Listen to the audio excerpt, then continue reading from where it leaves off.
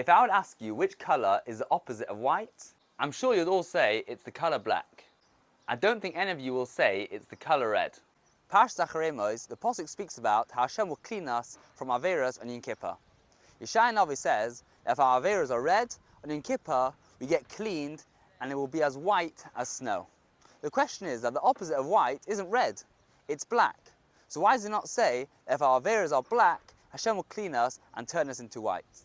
Let's answer this with the following story. There was once a public debate between a Reformed Jewish community and an Orthodox Jewish community. The debate started off by the president of the Reformed community asking the president of the Orthodox community, could you tell me with confidence that you're 100% a Torah observing Jew? And he thinks for a second and he starts getting a bit embarrassed, starts turning a bit red, and he said, 100%? I can't say that. I'm not 100% that I keep every single thing.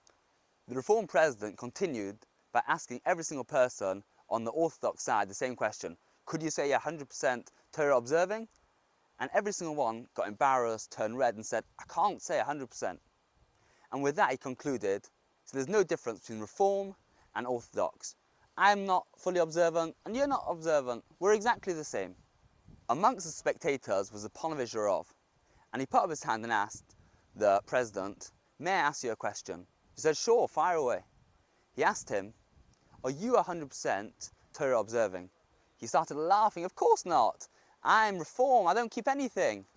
He said, this is exactly the difference. We might not be 100% Torah observant, but we turn red. We're embarrassed, we're ashamed that we're not 100% Torah observing. You laugh, you're happy, you're excited, you couldn't care less. And that's the difference between us two. We care that we don't keep everything. You just find it one big joke. And this is what Yeshaya was saying.